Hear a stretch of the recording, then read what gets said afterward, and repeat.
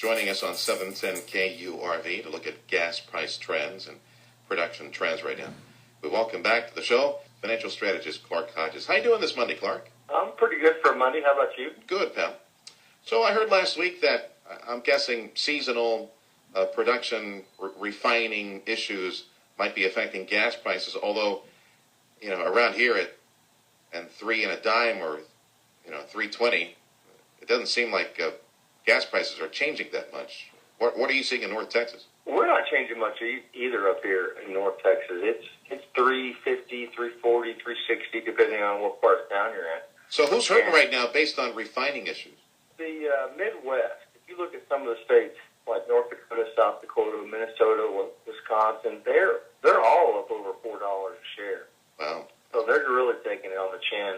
And these Midwest refineries are having issues with maintenance and moving over from the winter to the summer blend. And those are really excuses in my book that we've never really heard before. We've only heard this refinery shut down or maintenance excuse in the last year or so. So they're really taking it on the chin, and that's got to worry a lot of people as it relates to consumer spending. People are going to definitely curtail their spending. I would think $4 is a number that people say, whoa, wait a minute, we're not doing anything.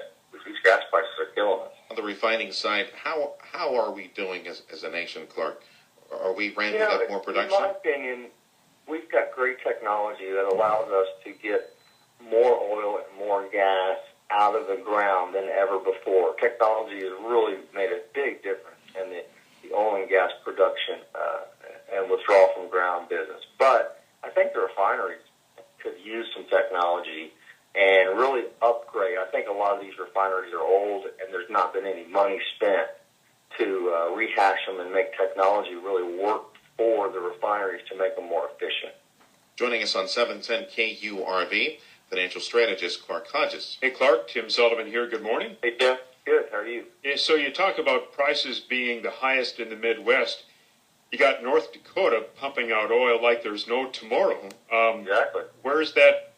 Should that have an impact on Midwest gas prices? Shouldn't that be lowering gas prices, or is that just not really relative at all? I think it's relative, but I do understand that North Dakota, the amount they're producing, it's going all over the country. Oh, okay. And so it's really a gold mine up there of a find, but it's going to affect the supplies all over the country. Is that situation their fracking situation, is it similar to what they're doing here at Barnett Shale and Eagle Ford Shale? Exactly. It's just as big a deal up there as it is down here.